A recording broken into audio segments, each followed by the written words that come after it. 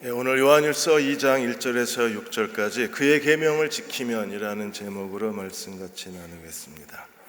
독일의 사회학자 막스 베버가 말하기를 서구 문명의 원동력은 기독교 정신에 있다고 했습니다. 그런데 지금 서유럽에서 기독교 정신이 무너져가고 있습니다. 미국의 여론조사기관 퓨 리서치가 최근에 프랑스, 독일, 이탈리아, 스위스, 영국 등 15개 나라 24,599명을 대상으로 해서 15개 나라 종교 현황에 대한 조사를 하고 지난 5월 29일 날 발표를 했습니다. 이제 서유럽은 기독교 정신이 살아있던 서구 문명의 원동력이었던 서유럽 교회는 이제 완전히 세속화됐습니다. 설문에 응답한 사람들의 대부분이 나는 그리스도인입니다. 그러나 교회는 안 나갑니다. 그리고 종교 생활에 별 관심이 없습니다. 그들은 동성결혼이나 또는 낙태 문제에 대해서는 굉장히 예민한 반응을 보였지만 그러나 하나님을 믿는 일에 대해서는 나를 건드리지 마라. 나는 상관없다고 대답을 했습니다. 이렇게 세속화 현상이 일어나면서 교회를 떠나는 사람도 점차 많아졌습니다. 영국 같은 경우에는 가나안 성도가 55%입니다. 그리고 교회 나가는 사람이 18%밖에 되지 않습니다. 교회 안 나가는 사람이 나가는 사람보다 3배가 더 많아지는 현상이 일어난 거예요. 이러한 세속화 현상은 서유럽뿐 아니라 지금 한국을 비롯해서 기독교가 활발하게 전개되었던 땅에서 똑같은 일이 일어나요. 한국 교회도 세속화되면 어느 사이에 우리도 하나님에 대해서 느슨해지기 시작하고 우리도 나는 그리스도인이라고 말하지만 교회는 나가지 않는 현상이 일어날 수도 있습니다. 왜 서유럽 교회가 이렇게 됐을까요? 그리스도인이 성장하지 않아서 그렇습니다. 날마다 예수 그리스도의 장성한 분량이 충만한 데까지 자라나고 성장해야 하는데 성장이 멈춘 교회는 결국 세속화 현상으로 그대로 밀려 내려가 버리는 거예요. 어떻게 성장해야 되나요? 우리는 죄에 대하여 죽은 자, 하나님께 대하여 산 자로 날마다 자라나야 합니다. 죄에 대하여 죽은 자, 죄로부터 거룩한 삶을 살려면 어떻게 살아야 될까요? 우리가 시편 119편 11절에 다윗은 이렇게 기도했습니다. 내가 주께 범죄하지 아니하려 하여 주의 말씀을 내 마음에 두었나이다.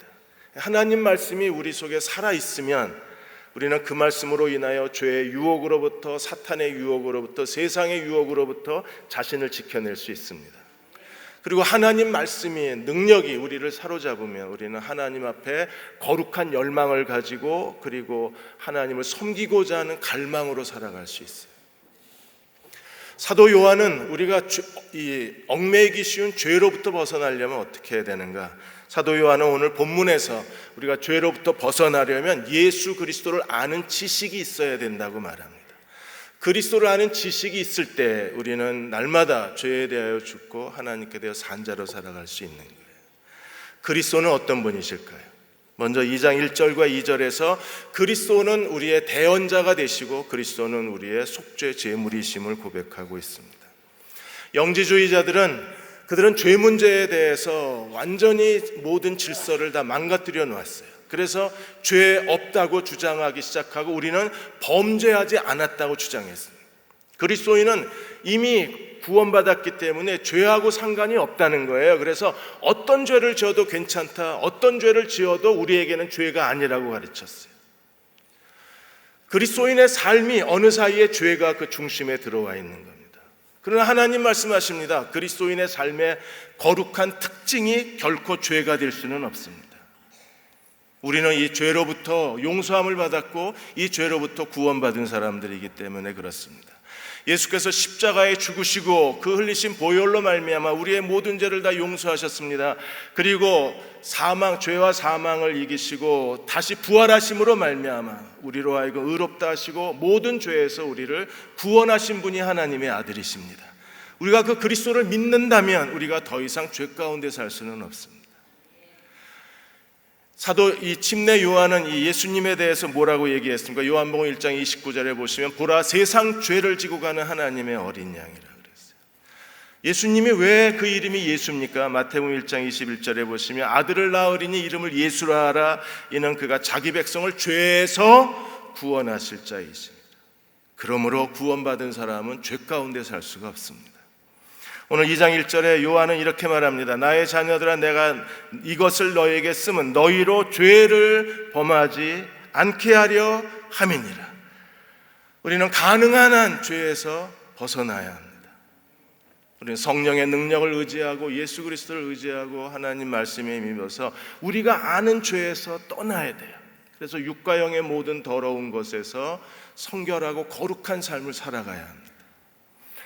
그러나 우리가 그리스도를 따르는데 조금 마음이 느슨해지고 또 우리의 의지가 약해지고 하나님께 대한 믿음의 손이 우리가 해이해지면 우리도 어쩔 수 없이 죄를 지을 수밖에 없어요. 그래서 우리가 너희로 죄를 범하지 않게 하려 함이라. 만일 누가 죄를 범하여도 누구나 다 죄를 지을 가능성이 있는 거예요. 우리가 육체를 가지고 사는 동안에 죄의 영향력과 그리고 죄의 권세 아래 사는 동안에 누구도 잠시 방심하면 실수하고 죄를 지을 수 있어요. 다윗도 그의 인생의 절정기에 밧세바로 인하여 죄를 짓고 그는 하나님의 무서운 책망과 징계를 받아야 했었습니다. 어떤 사람도 섰다고 생각하는 자는 넘어질까 조심하라고 경고하신 이유가 여기에 있어요. 누구도 방심하면 죄를 짓게 됩니다. 우리가 죄를 지으면 어떻게 되나요? 우리에게 하나님 아버지 앞에서 우리에게 대언자가 있으니 곧 의로우신 예수 그리스도가 계시다고 하셨어요. 그리스도가 오늘 우리가 죄를 지을 때 주님은 우리의 대언자, 우리의 변호사가 되시고 우리의 위로자가 되어주시고 우리의 중재자가 되시는 하나님의 아들이십니다. 대언자라는 말은 파라클레토스, 곁에서 돕는 자라는 뜻입니다. 또 다른 보혜사가 있습니다. 그분은 성령님이십니다. 예수님은 우리의 변호사가 되셔서 우리가 어떤 죄를 지어도 우리의 죄를 용서하시는 사면과 용서의 자리로 우리를 변호하시는 분이 바로 의로우신 메시아, 의로우신 하나님의 아들이십니다. 우리가 그리스도의 십자가의 보혈로 말미암아 그의 죽으심으로 말미암아 어떤 죄를 지어도 우리가 예수께 우리의 죄를 자백하면 그분이 우리의 의로우신 대언자가 되시기 때문에 하나님은 우리의 모든 죄를 다 사면하고 용서하시는 거예요. 우리 어떤 죄를 지어도 주님께 고백만 하면 용서의 은혜를 받습니다. 의로우신 대언자가 우리 곁에 계시기 때문입니다. 그분은 우리의 대언자이실 뿐 아니라 동시에 그분은 우리의 중재자이기도 하세요. 하나님과 사람 사이의 중보자가 되셔서 오늘 주님이 우리를 위해서 하시는 일이 무엇입니까? 로마서 8장 34절에 누가 정죄하리요 죽으실 뿐 아니라 다시 살아나시는 그리스도 예수시니 그는 하나님 우편에 계신 자요 우리를 위하여 간구하시는 자시니라. 오늘도 주님은 우리의 중재자가 되셔서 하나님 보좌 우편에서 우리를 위하여 대신 기도하고 계신다고 말씀하셨어요. 이 말씀은 우리에게 얼마나 위로가 되고 소망이 되는지 모릅니다. 우리가 답답하고 빠져나갈 길이 없고 힘들고 절망스러울 때 누구도 우리를 도와줄 수 없다고 생각되어졌을 때 오늘 우리를 위해서 기도하고 계신 분이 계십니다. 그분이 하나님 우편에 계신 의로우신 메시아, 우리의 거룩한 대언자가 우리를 위해서 기도하고 계시다고 말씀하고 계세요. 그분이 우리의 위로가 되고 우리의 소망이 됩니다. 예수님이 우리를 위해서 중보하고 계신다면 언젠간 길이 열릴 겁니다. 예수님이 우리를 위해서 중보 기도하신다면 반드시 우리를 거룩한 손으로 도와주실 것입니다. 베드로가 시험당했을 때 예수님이 어떻게 하셨어요? 누가복음 22장 31절 32절에 보시면 시몬아 시몬아 사탄이 너희를 밀가부를 타려고 청구하였으나 사탄이 청구서를 내밀었습니다. 베드로에 대한 청구서, 제자들에 대한 청구서를 내밀었습니다. 그냥 내버려 두면 완전히 사탄에게 팔려가거나 사탄에게 이용당할 것입니다. 그러나 주님은 어떻게 하셨나요? 청구서를 내밀었지만 그러나 내가 너를 위하여 내 믿음이 떨어지지 않기를 기도하였나니 예수님이 베드로의 믿음이 떨어지지 않기를 기도하자 어떤 일이 벌어졌어요? 베드로가 예수님을 세 번 모른다고 부인하긴 했지만 그러나 완전히 실패하진 않았습니다. 그가 다시 회복이 되고 그는 천국 열쇠를 가지고 사도행전에 하나님 나라의 복음의 문을 열었던 사람은 바로 베드로였었어요. 그분이 우리를 위해서 중재자가 되셔서 중보기도 하시는 한 우리는 언젠가 하나님이 우리를 위해서 길을 열어주시고 우리의 기도를 들으시고 하나님의 거룩한 영광을 드러내어 주실 것입니다. 그리스도가 우리의 모든 죄를 용서하실 수 있는 근거가 무엇입니까? 2장 2절에 보시면 그는 우리 죄를 위한 화목제물이니 우리만 위할 뿐 아니라 온 세상의 죄를 위하십니다. 십자가에 죽으신 예수 그리스도는 속죄의 제물이 되셨어요. 우리의 죄를 위한 속죄 제물일 뿐 아니라 온 세상의 죄를 위한 속죄 제물이 되셨어요.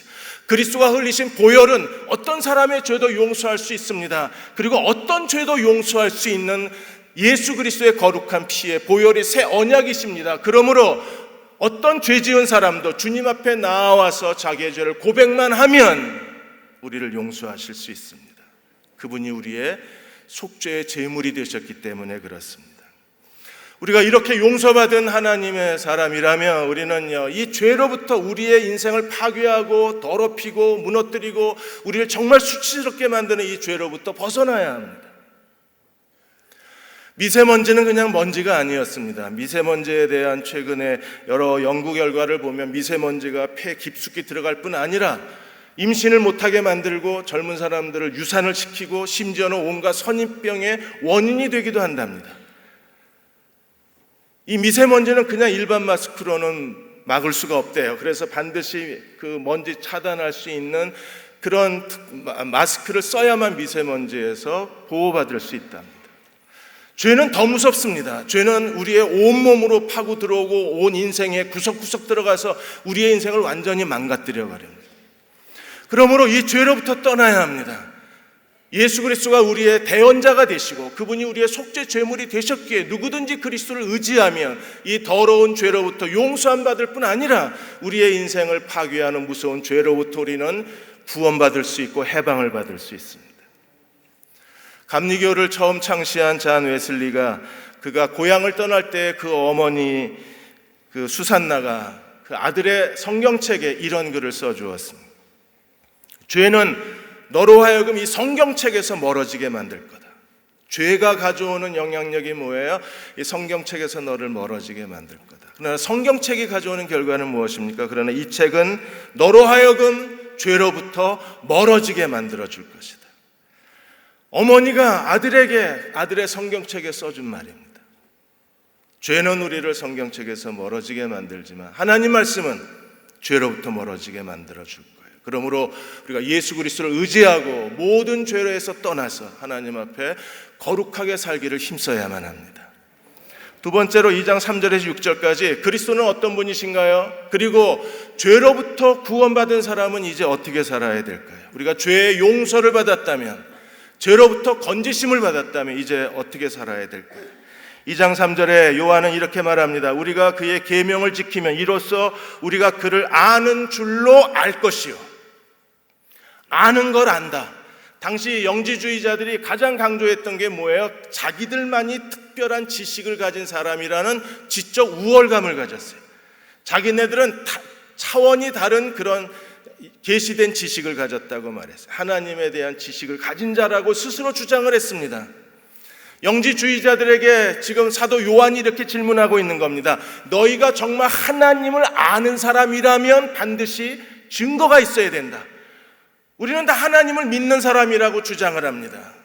또 우리가 다 하나님을 안다고 얘기합니다. 그러나 우리의 이 고백이 사실임을 증명할 수 있어야 돼요. 내가 하나님을 아는 사람이라는 증거가 있어야 합니다. 내가 하나님을 온전히 예배드리고 있다는 사실을 증거할 수 있는 증거물이 있어야 합니다. 그 증거가 무엇인가요? 오늘 3절에 너희가 그의 계명을 지키면 이로써, 다른 길은 없습니다. 오직 하나밖에 없습니다. 예수 그리스도의 계명, 세 계명을 지키는 사람만이 하나님을 아는 것을 안다고 말할 수 있는 거예요. 그에게 진정한 복음의 내적 지식이 있는 겁니다. 우리가 성장하지 못하는 가장 큰 이유가 어디 있습니까? 왜 그렇게 성경 공부를 많이 하고 그 많은 설교를 듣는데도 우리의 믿음이 자라나지 못하는 이유가 어디 있어요? 이 하나님을 아는 내적 지식은 순종을 통해서만 옵니다. 하나님의 말씀에 순종하지 않으면 절대로 우리의 믿음이 자라나지 않아요. 하나님을 아는 지식에서 자라날 수가 없어요. 순종이 어떻게 지식을 가져올까요? 오늘 5절에 보시면 요한은 더 놀라운 이야기를 합니다. 누구든지 그의 말씀을 지키는 자는, 우리가 순종하면 어떻게 돼요? 하나님의 사랑이 참으로 그 속에서 온전하게 되었나니, 하나님의 사랑이 완전해집니다. 우리가 순종하면 하나님의 사랑이 우리 안에 가득해지는 거예요. 하나님 사랑으로 충만한 사람이 되는 겁니다. 하나님 사랑이 흘러넘치는 사람이 돼요. 누가 진정한 그리스도인인가요? 하나님의 사랑이 그 속에서 흘러넘치는 사람이 하나님을 경외하는 사람 아닌가요? 우리가 정말 되어져야 하나님의 사람이 있다면 어떤 사람이 되어야 되나요? 하나님의 사랑이 그 안에 흘러넘치는 사람이 돼야 돼요. 우리가 순종하면 하나님 사랑이 우리 안에서 완전해진다 그랬어요. 하나님 사랑이 완전하게 되면 이로써 우리가 그의 안에 있는 줄을 알 것이요, 우리가 하나님 안에 있음을 확신하게 된다 그랬어요. 여러분, 하나님이 나와 함께 계신다는 걸 확신하게 되면 우리는 어떤 것도 두려워하지 않습니다. 어떤 염려에 빠져 있지 않을 거예요. 우리는 담대하게 하나님 앞에 나아가서 하나님을 의지할 수 있습니다. 순종이 하나님 사랑을 가득하게 하고, 이 하나님 사랑이 하나님 안에 있다는 걸 확신하게 하는 거예요. 그 하나님 안에 있는 사람들이 예수 그리스도가 행하신 것처럼 주님을 닮아갈 수 있는 거예요. 순종이 가져오는 이 하나님의 은혜, 그래서 하나님의 사랑이 넘치고 하나님 안에 있다는 걸 확신하는 사람들, 그들이 모든 일에 감사하고 모든 일에 기뻐하고 모든 일에 하나님을 의지할 수 있습니다. 미국의 달라스에 가장 최근에 성장하는 교회를 목회하고 계시는 최병락 목사님이 주보 칼럼에도 그분 글을 넣어드렸는데, 그분이 세미한 침례교회를 목양을 하시는데 그 교회에 아주 헌신적인 안수 집사님 가정이 2년 동안 가족 4명 중에 3명이 말기암을 앓았습니다. 누구보다도 헌신적인 안수 집사님 부부의 가정이셨는데 2년 동안 가족 4명 중에 3사람이 말기암을 앓은 거예요. 그리고 거짓말처럼 3가족이 전부 하나님의 치유를 받았습니다. 제일 먼저 그 권사님부터 시작이 됐어요. 권사님이 유방암이 발견이 됐는데 이미 손 쓸 수 없이 온몸에 퍼졌습니다. 그래서 그 유방암 치료를 위해서 항암 치료를 받으시는 동안에 머리카락은 다 빠지고, 그리고 몸은 나무 토막처럼 다 말라갔습니다. 그런데도 이 권사님 입에서 항상 나오는 말은 하나님 감사해요라는 고백이었어요. 하나님, 왜 내가 이렇게 하나님 섬겼는데 왜 나에게 왜 암을 걸리게 했느냐, 왜? 라는 질문이 아니라 그분은 하나님 감사합니다. 그래도 늦게라도 암을 발견하게 해주셔서 감사합니다. 또 항암 치료 받을 수 있게 해주셔서 감사합니다. 그러니까 목사님이 갈 때마다 감사할 뿐 아니라 교인들이 가서 만나도 항상 입에 미소와 감사가 넘쳤어요. 근데 어느 날 갑자기 이 암이 사라져버렸습니다. 최병락 목사님이 그 책에 이렇게 쓰셨어요. 암세포가 감사를 못 이기고 도망갔다 그랬어요. 근데 아내가 이렇게 치유받고 난 뒤에 갑자기 이제 안수 집사님이 전립선 암이 걸리신 거예요. 1에서 10까지 전립선 암 단계가 있으면 보통 5가 넘어가면 치료가 어려운데 이 안수 집사님은 9단계예요. 그러니까 거의 병원에서 치료할 수가 없는 겁니다. 그런데도 이 항암 치료 받으시면서 이분이 자기가 60년 동안 이렇게 건강하게 살게 해주신 것만도 너무 감사하다는 거예요. 항암 치료 받는 동안에 하나님이 그동안 그 축복해 주신 거에 대해서 너무나 감사하다. 이만큼 이렇게 살았으면 이보다 더 감사한 게 어딨냐. 그리고 전립선 암을 이겨내고 다시 남편 안수 집사님도 깨끗하게 치유를 받습니다. 교회가 다 놀란 거예요. 이 부부가 둘 다 말기암 걸린 것 때문에 교회가 어떻게 부부가 다 암이 걸릴 수 있냐 충격을 받았는데, 부부가 결국 기도와 감사로 이겨내는 걸 보고 하나님의 은혜에 너무나 감사했던 거예요. 그런데 32살 아들이 다시 임파선 암이 걸렸습니다. 불과 2년 동안에 이 모든 일들이 다 일어난 거예요. 임파선 암에 걸리자 병원에서 이 32살 그 아들한테 네가 결정하라 그랬어요. 항암 치료 받을지 안 받을지 네가 결정하라. 그러니까 항암 치료 받아도 소용이 없다는 거예요. 기도하고 항암 치료를 받기로 했습니다. 이 아들도 부모님과 함께 얼마나 하나님께 감사를 드렸는지 모릅니다.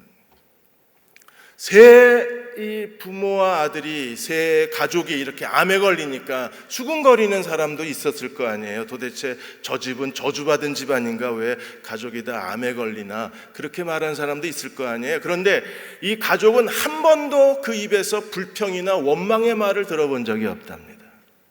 하나님이 분명히 뭔가 우리에게 은혜로 주실 것이 있어서 이렇게 아내, 남편, 아들까지 이렇게 암에 걸리게 하신 것은 뭔가 하나님이 우리에게 더 특별히 주실 은혜가 있는 게 아닐까요? 그래서 오히려 더 감사를 하는 거예요. 32살 아들은 이제 회계사 시험을 합격하고 그리고 이제 자기 인생이 안정기에 들어섰는데 갑자기 임파선 암이 걸리고 이제 인생의 모든 걸 다 잃어버리게 생긴 겁니다.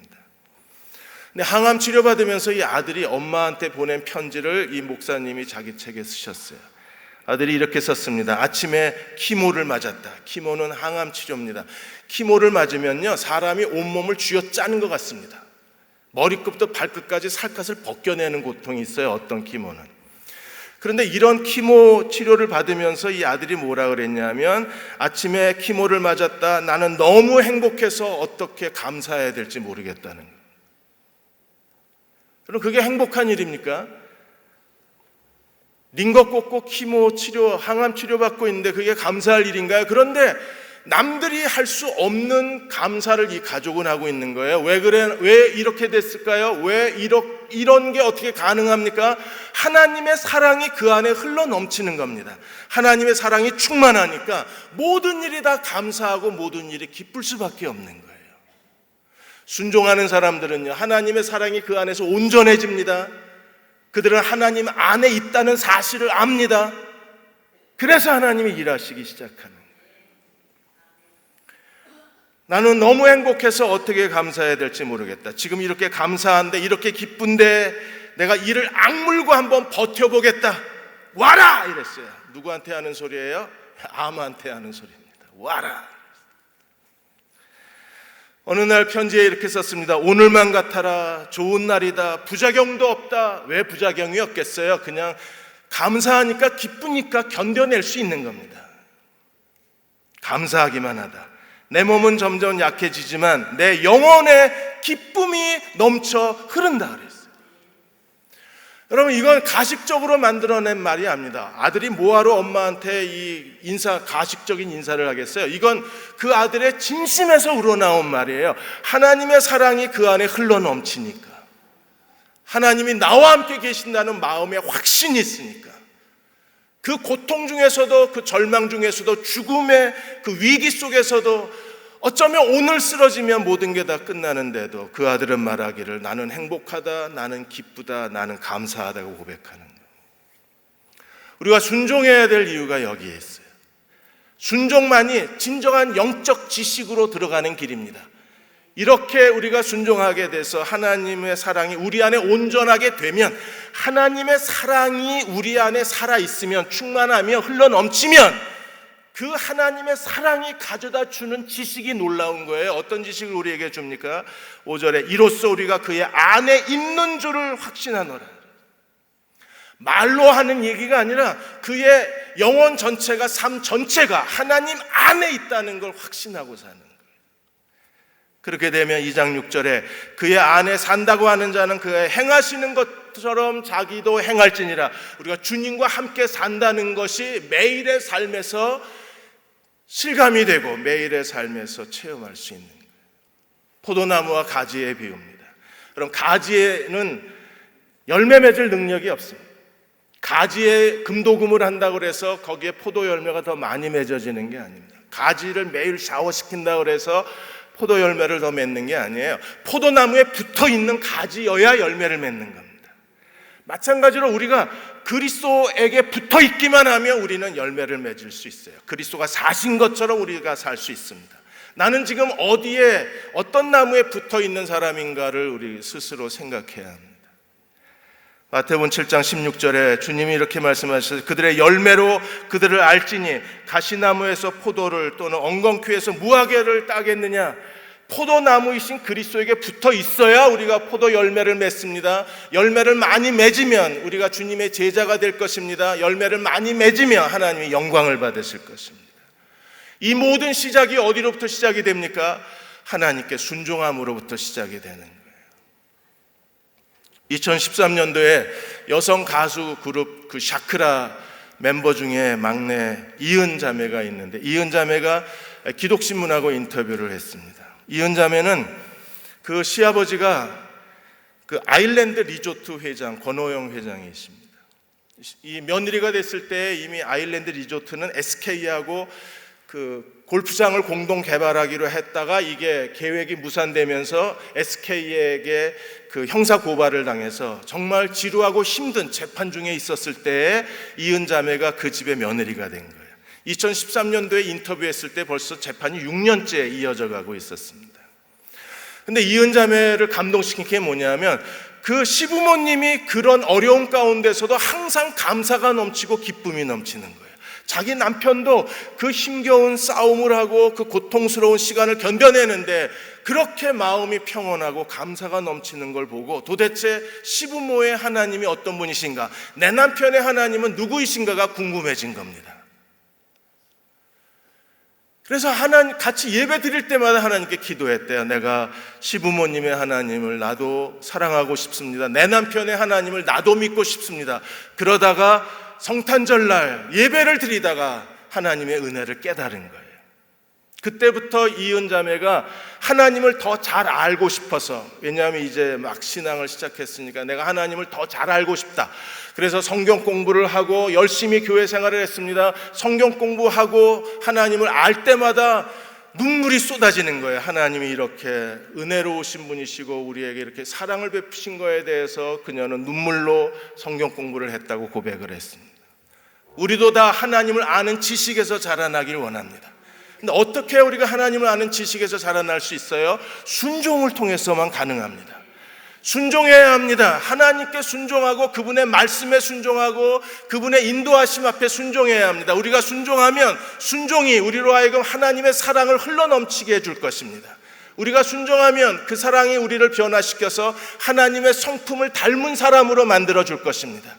우리가 순종하면 우리가 주님 안에 거하게 될 것입니다. 우리가 순종하면 주님 안에서 주님이 살아가신 모습 그대로 우리도 살아갈 수 있어요. 예수님이 빛 가운데 행하셨으면 주 안에 있는 자는 주님이 행하신 것처럼 너희도 행하리라 말씀하신 것처럼 우리도 빛 가운데 살 수 있습니다. 그리스도가 사랑 가운데 사신 것처럼 우리도 사랑 가운데 행동할 수 있습니다. 어떤 사람이요? 주 안에 있는 사람들이.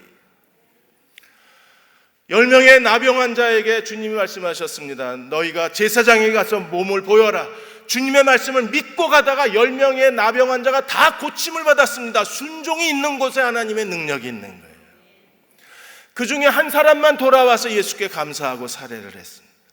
로마의 백부장이 예수께 나와서 이렇게 말했습니다. 예수님이 내 집에 오심을 감당하지 못하겠사오니 말씀만 하사 내 하인을 낫게 하옵소서.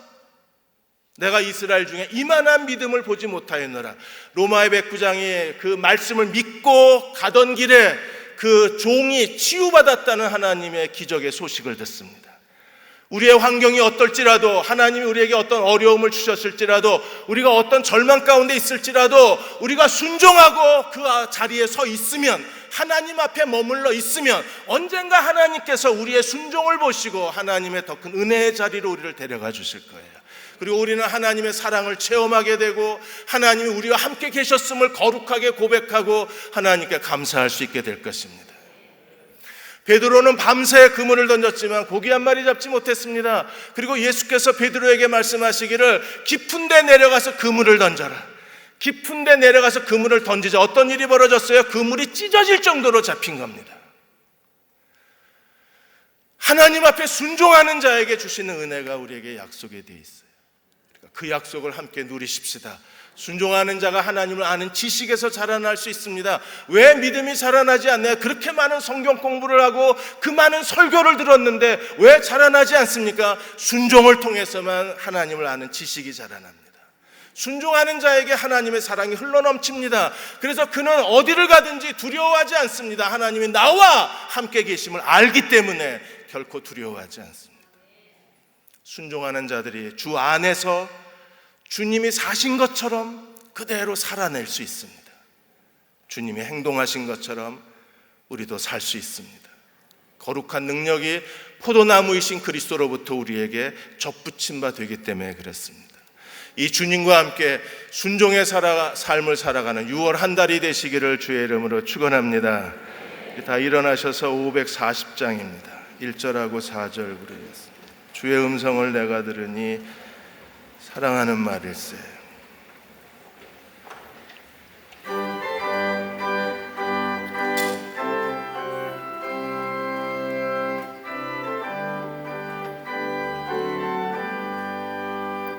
주의 음성을 내가 들으니 사랑한단 말일세. 믿는 마음으로 주께 가오니 나를 영접하소서. 내가 매일 십자가 앞에 더 가까이 가오니 구세주의 흘린 법에 빌어서 나를 정케 하소서. 우리 구주의 넓은 사랑을 측량할 자 없으며 주가 주시는 참된 기쁨도 헤아릴 수 없도다. 내가 매일 십자가 앞에 더 가까이 가오니 구세주의 흘린 보배 피로써 나를 정케 하소서.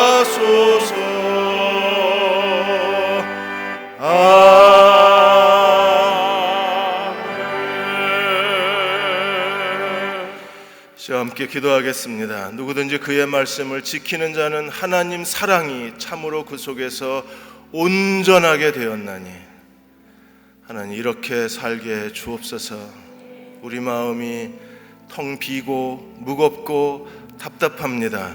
하나님 사랑으로 우리 안에 가득 채워 주셔서 이로써 우리가 그의 안에 있는 줄을 아노라. 우리에게 이 지식을 더하여 주옵소서.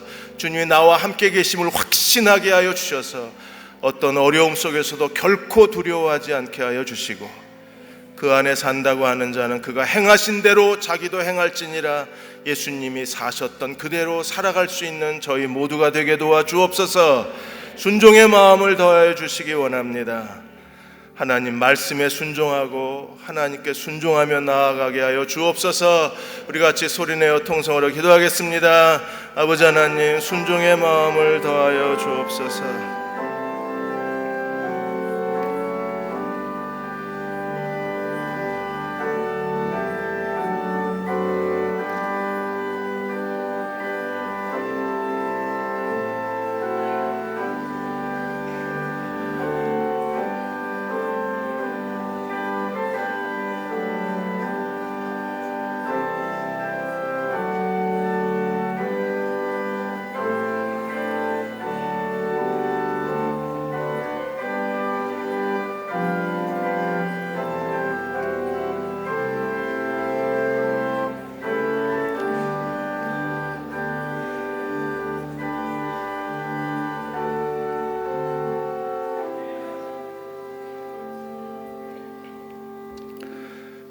(6월) 한 달도 순종의 마음으로 살겠습니다.